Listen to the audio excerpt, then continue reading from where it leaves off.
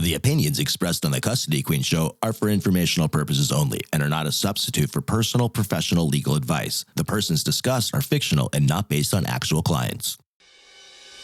Thought it was love, had kids in between. You can count on us, we're the Custody Queens. Yeah, you can count on us, we're the Custody Queens. Good morning, everybody. Saturday is really the best day of the week for many reasons, but really it's because we get to spend the morning with all of you on Go Country 105. We have an awesome show for you today called Carrie on the Block. We've had Carrie on a couple of our shows, but we know Carrie as an attorney. Now you guys are going to get to know Carrie as a human. And Carrie is such an important part of the team at Custody Queens, and we are so excited to have her on our team that we want to share her with all of you. And we're also going to get to pick Carrie's brain a little bit about mediation and that process, so we're very excited to have Carrie on. Thank you. All right, so let's start the week. Sam, why don't you start with your high and low of the last week or so? Okay. Highs and lows. All right, well, I have kind of a reoccurring high every time I get a pedicure.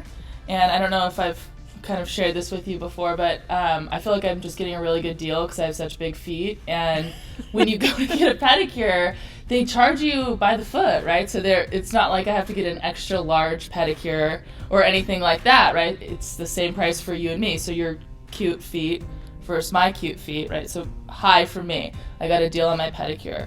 Low for me. On my way to the car, I was getting into the car and I didn't smudge the nail polish. I actually hit my toe and severely damaged my large toe. So I'm losing that toenail. But I did super glue it back on a little bit, so. You have a super glued toenail next to me here today. In my loafer, yeah. But you actually do that to your toes quite often. I've lost a lot of toenails. You have? Yep. Yeah, Okay. Soccer player. Yeah, that's true. It But I haven't makes sense. Yeah, I haven't lost too many toenails, though. Okay. Really? No.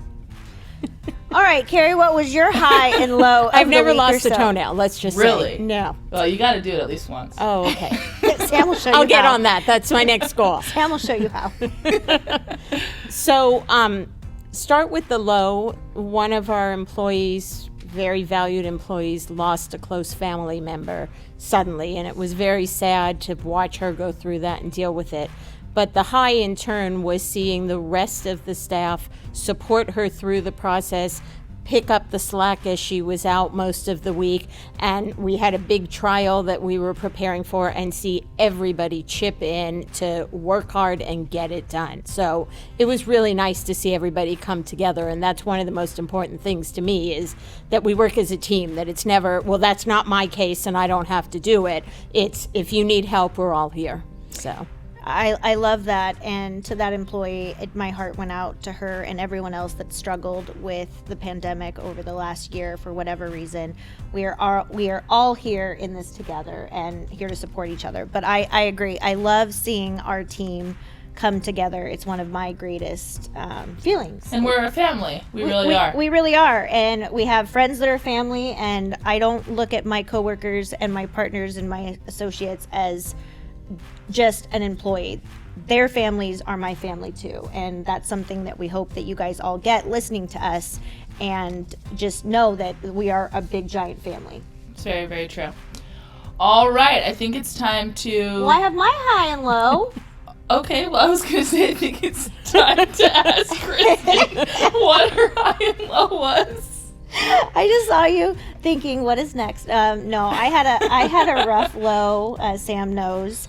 I actually had my husband and I, when we were first dating, rewind to 2006, end of 2005, we picked out a dog together, and I think I used student loan money to actually buy this, designer dog back at the time. And we picked out this dog, and we actually thought we were getting an English bulldog. I think the dad was a full English breed, and the mom was an Old English, which is a hybrid between Old and English and American. So we picked out this adorable white dog on the website, and then we picked it up at the airport not too long after that. And he was so tiny, he was only 4 pounds, he couldn't even stand up straight. But we got it, and I said, where are the wrinkles? There was no English bulldog. Not an English bulldog. in this breed at all. The dog that we got, but we ended up naming him Chemo. That was the restaurant that we had celebrated after we got engaged in Maui, and Chemo was 14, a little over 14. He turned 14 a couple weeks ago, and we had gone to Legoland for my other son's birthday, and we came home and we found that he had passed. And, you know, for any dog lovers out there, I know that you guys all understand that losing a pet is really losing a family member. So, you know, he had been with us for over a third of my life, which is crazy when you think about it. So, I loved that dog. Yes, Sam used to walk him, and he No, walked her. he walked me. Okay, this is no English bulldog. This is a tough dog, and I would say, Chemo, do you want to go for a walk? And he would say yes, and then we would go out the door, and he would take me for a walk. He would take me for a very far and long walk, and we did it all the time. And then we'd get to the point where we would need to turn down, and he would just sit down and lay there, but he's too big for me to carry him, so then I would just have to, like, basically take a nap next to him. And he's one of those dogs that look kind of, you know, tough and rough, and he just got a really bad rap because I brought 3 babies home to this dog, and he protected them. He just protected them, would lay next to them, and over the last couple months I saw his health, you know, decline. But it never gets easy. My husband and I have had 4 dogs that we've lost over the last couple years, and it just never gets easier. But there's a wonderful poem out there called The Rainbow Bridge. So for anyone that's lost a pet, or they're trying to explain the process to their children of, you know, what happens to dogs and where do they go, and it's just a great poem, and I always like to share it with people. And my daughter told me that doggy heaven is in Hawaii because the sun is shining, the waters are warm, and it's cool enough, you know, with the rain. So we have 4 dogs now up, you know, living the life in Hawaii. So that was a low point. But a high point is, I had a couple highs, but I'll just say one. A high point is that I just finished booking all of my reservations for a Disney World vacation. So I have been a much needed vacation. And I think I'm more excited about it than the kids, to be honest. I keep trying to justify my expenses for the kids. But yeah, we are going there, and Animal Kingdom, my favorite. Carrie loves that too. I love that. I did a trip I've done twice to Disney World, but did it when my older daughter was a senior in high school. It took 275 band members and dance team to Disney World, and they performed and went to every park. Oh, that is And cool. we still had a good time despite the fact chaperoning 275 high schoolers. So That's a lot of high school kids. yeah, That's a lot of high school. And kids. attitude. Yes. Oh, there was a lot of attitude. And probably yes. a lot of noise with all that music. And flying 4 different planes of With like instruments. 50 kids, and no, they actually had to put the instruments on a U-Haul, and one of the parents drove cross country with the instruments there. Oh, wow. That's a Yeah, commitment. it was there. crazy. Yeah. I only fake played the clarinet for a couple of years. Yeah. Fake play. Yeah, so if anyone has any tips that they want to give us, please feel free to email us at custodyqueens.com, or I'm Kristen at Custody Queens. And send us and let us know how your weeks go too. We always love to hear from you guys. All right, so I think it's time for us to move on to the next segment. That would be Divorce Wars. We're very excited to have Carrie help us analyze this week's fact pattern. This is where we listen to gruesome tales and fictional stories about divorces, family law issues, etc., and we analyze them and kind of let you guys know our thoughts and how they relate to family law. All right, let's listen. Carrie, you're up first. This is Divorce Wars. A married couple got their gas utility account turned on at their house back in 1972, but the gas company never finished the paperwork properly. They had free gas service for about 40 years because their account was active, but the billing was never set up. Later, they divorced, and the husband gets to keep the house with the free gas service. The gas company finally caught the problem sometime around 2014, and they sent him a bill for a decade's worth of gas. The guy told the company to send the bill to his ex-wife. There was a clause in the divorce settlement that said that if the gas company was ever notified or discovered the free gas deal, the wife would have to pay any past bill payments. The arrangement was made so that the wife could never alert the company to the error without having to pay herself. What was more amazing was that 2 lawyers and a judge actually signed off on this while fully knowing what the guy was getting away with.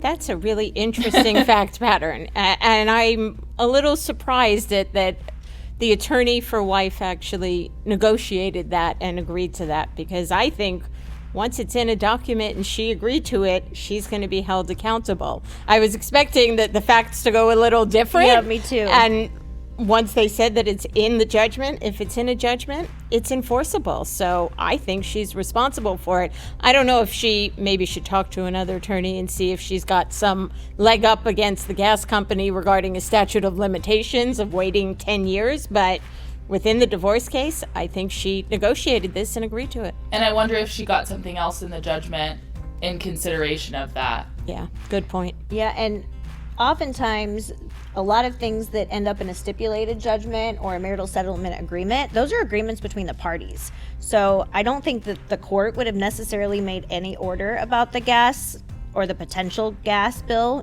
for the decades. But once you agree and you put that in a judgment, that's an agreement. So it doesn't have to be that when you come to an agreement, you share liabilities and you split assets and debts. You can come up with your own arrangement, and that's to your benefit and sometimes to your detriment. And it sounds like, based on the information we have, in this case, it's to wife's detriment. Yeah, and that may be where wife, wants to, like Carrie said, reach out to potentially a civil attorney or try to negotiate that debt directly with the gas company. I'm sure that they would probably come up with some settlement for 40 years of they might have she might have a defense there.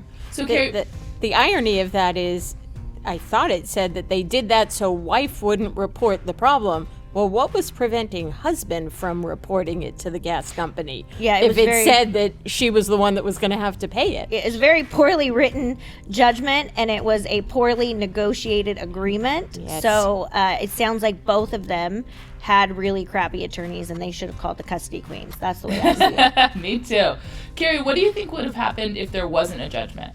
I was thinking about that, and if there wasn't a judgment, if there was nothing in the judgment that said anything, I think it would have been an omitted debt, and it was incurred. Well, let me say first that if it's omitted from the judgment, maybe there's a judgment entered and it says nothing about it, then you could go back to court to deal with this omitted debt. And I think it's a community debt, and they're each liable for one half up to the time that they were both living in the house and until they separated. That's exactly what I was thinking. Yeah, That's actually where I thought the story was going to go initially. I did too. Well, and how do we end this section, Sam? We certainly hope that they live happily ever after divorce. Nailed it. All right, now we get to interrogate Carrie. And what I mean by that is, like I said earlier, I think that most people know Carrie, the attorney, and the really lucky ones, like Sam and I, actually get to know her as a human. And I want the rest of you to get to know the person that we've grown to love and care and just supports us in our business together and is such a huge part of Custody Queen. So Carrie, why don't you tell some people some things about you that the public generally may not know? Sure. So I was born in New York, so I'm a New Yorker through and through. Even though I left when I was 10 years old, I'm still often asked, what part of New York do you come from? And I'm like, I don't have an accent, but certain words it does come out in. And especially when I'm talking to other New Yorkers, it makes it come up a little more. Moved out to California when I was 10 to the Los Angeles area, grew up in LA. Met my husband in law school, and he had gone to UC Irvine and said to me, well, we're going to live in Irvine one day. And the smart aleck that I was said to him, well, there's nothing on my ring finger that says we are living anywhere. And his answer was, oh, well, we're going to get married too. And I said, well, God, you are so romantic, and I am so lucky to have you. Now, granted, months later, when he did officially ask me to marry him, it was very romantic. And he had collected Cracker Jack toys over his years and wrapped each one up, and each one represented something we had done in the years that we were dating. And actually the story ended up in a book that's called Will You Marry Me? So it's very cute. Wow, go Ken. Wow. Yeah, so he did something good. So we did end up in Orange County. I have two beautiful daughters that they're my pride and joy. They are both graduates of one of Tulane in New Orleans and one of University of Michigan. And despite all the fact that my husband and I have shown them how hard we work as attorneys, they both are going to law school and both are going to be attorneys. Clearly have both said they don't want to do family law, but they're both going to be attorneys. My older one is finishing her first year at USC, despite the fact that her mom's a Bruin. I support it. And my younger one is going to be starting this year at University of Michigan. So we're very happy because we've loved going to visit her in Ann Arbor and seeing the area, and unfortunately didn't get any football games this year because of COVID. So she gave us 3 more years to keep visiting Ann Arbor. So, and my parents are still alive and well in Los Angeles, and family is really important to me. So we probably see my parents at least 3 times a month. Just either they come to us or we go to them and spend a lot of time. Have an older brother and various nieces and nephews, and just family is really important. And what's your favorite thing about being an attorney? You know, I like to argue, and I really like litigating and going and representing my client and presenting their case and doing that and advocating for what I believe is right for my client. And it's just a great feeling. It's been, I will say, very difficult in the time of COVID, because where I practice in Orange County most of the time and in Los Angeles County, they're not doing hardly any in-person hearings. So over the last year, I've had 2 in person, and it's just not the same arguing about a case when you're just a little box on the Zoom camera. Yeah, I agree. Just doesn't do it. So I haven't had that oomph that I really like, of just the feeling of going into court and just putting it out there. Well, and Carrie's an incredible attorney. I plan on having her handle my first divorce. Many of my friends often say to their husbands, "You want to fight with me? Go ahead, but I'm hiring Carrie." And they'll, like, in front of their husband, give me $1 and say, "I've already retained her, so just be careful." So Yeah, and I whenever you get personal referrals, it's a fine line of how close is this person to you. And again, this year has been a year for me for setting boundaries and understanding my limits and just creating positive boundaries for myself. And so a lot of times I get personal referrals, and these 2 ladies both sitting next to me, Sam and Carrie, handle 90% of my personal referrals, because I have learned that if I have any emotional attachment to the case, or I have an emotional relationship, or it's my neighbor, it's better to have somebody that is completely unattached to the case handle it, because then emotions are not involved and there's no reactions. So yeah, I agree. It's more productive. Yeah, and I can tell you these 2 take care of my referrals, and they are trusted with everything in me, and I always tell my clients. So I love having both of these strong ladies on my team, and more importantly, as friends. thank you. All right, I think it's time for us to kind of get into our topic for the day, which is mediation. So, Carrie, we're going to put you in the hot seat. Can you explain what mediation is? So there's different forms of mediation. The basic form is that the 2 parties, in this case husband and wife, would come to hopefully an attorney. That's how, I do mediation. They come to one individual and present their issues, and the mediator is there as a neutral to help them reach some kind of resolution of the case. And it's not that the mediator is advocating for either side.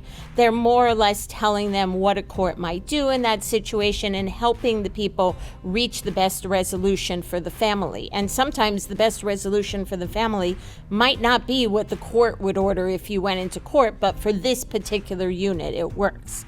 There's also mediation sometimes where an attorney or maybe a retired judge acts as a mediator, and the parties go in with their own counsel to try and settle a case and mediate a case. So there's different levels of it, but the basic form is that the two people meet with one individual. And most of the time, you want an attorney to do that because A, they're going to know what a court's going to do in different situations, and B, they can assist you with preparing the paperwork, making sure it's all done correctly, so that whatever agreement you reach is something that would be filed with the court and then be enforceable in the future.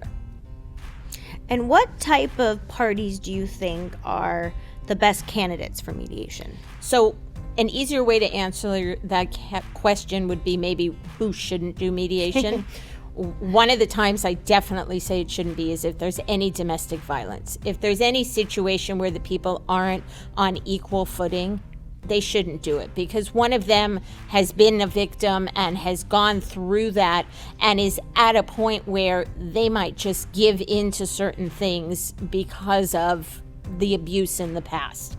I think that people that get along and still want to do what's best for their family and kind of are already on the same wavelength on a lot of the bigger issues, but maybe need some help on smaller issues, that's prime for mediation. Those are the people that can sit down and talk. But if one person is completely saying, I want full custody of the kids, and the other person is saying, I want full custody of the kids, that's going to be a hard situation to mediate. So with mediation, if a couple is separating and they decide, hey, maybe we don't have an agreement on everything, but there's some things we need to work on and through, and we want to try it out, what's the first step for them? So when I do mediations, the biggest thing for me is that I don't want to talk to either side without the other side present, because I don't want anybody to get the thought that they're talking about something behind my back and I don't know what's going on. So the best thing is that the two people should meet with the mediator and just make sure it's a good fit. Not that's first session isn't to necessarily go over the facts or come up with agreements or do things. It's just to see that, hey, we can all communicate and we can get along, and for the mediator to determine that they're right for mediation and for them to determine this person is the right person for us to talk to. And I imagine that's a pretty important conversation, consultation to have, because if you're not really gonna be a fit, or you think that there's a red flag kind of at the beginning of the case, what happens when parties don't actually come to an agreement? Right, and that's what's not fair. And it's funny that Kristen had brought up who she refers to friends and family and that she doesn't do their cases. The only mediation that I ever had that did not result in an agreement was people that I knew personally, and I knew the woman a little more than the man, and he just felt like it wasn't fair and neutral. And this was many years ago, probably 15 years ago. And thinking back, I probably should have referred them to another mediator so that they would have felt like they were on equal footing. But so there's not the appearance or the idea, even though it's not true. Right. Yeah, people's perceptions is, it's their own. And whether it's there or not, we have to validate their perceptions. Absolutely. And so when we think about a mediation or a couple that is going to mediation, if they go through the process and they're successful, then that's great. That can save them probably a lot of finances, a lot of litigation, and a lot of wasted headache.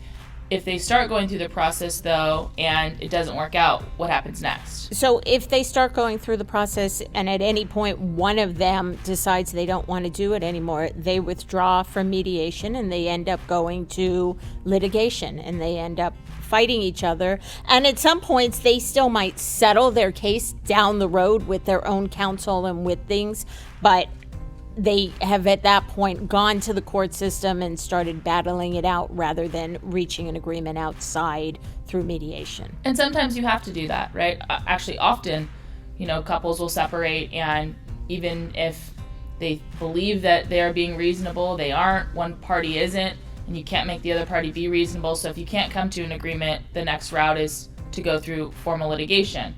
That doesn't mean you can't always try to settle your case when you have an attorney or you're litigating your case in the family law court more formally, as Kristen and I normally talk about. But I do think mediation is an option that everyone should consider, at least as an analysis when you're separating. Is this potentially a good candidate for me? If it's not, you at least know that if you tried the process and it didn't work out, you can still pursue other avenues. You're not stuck with that. And I would say one of the really important things that I always say in mediation is I encourage both parties to get their own attorney to look over whatever agreement or just to discuss it, because you want them to feel comfortable with what they agree to and to understand it. And as much as I can tell them to have someone that they sit in a room with by themselves that is representing their interests, tell them, yeah, this is the right thing for you to do, is very important. Yeah, and what people don't understand too is with the court system being backed up, or all of the challenges that we've had over the last year and a half, if you are a ripe candidate for mediation, then I would explore that. You can reach Carrie at cblock@custodyqueens.com, and you can have a case assessment with her and set up a consultation for you and the other party to see if this is a good fit for Carrie and for you and the other party as well. And I guess, Carrie, just in summary, I mean, the biggest thing that I see as an advantage to mediation, if the parties are good candidates, is the time. Definitely. It can be a much faster process, especially now with the pandemic and the results after the pandemic. Going to court takes so much longer, and we can do a mediation in a few sessions over a few weeks, and you can have an agreement, and it saves the time and it saves the heartache too, because being in that litigation fighting mode is not for everybody and leads to a lot of feelings. And if you have children that you're going to be sharing your life with this person, despite the fact that you're divorced, I always say there's going to be college graduations, grandchildren, weddings one day.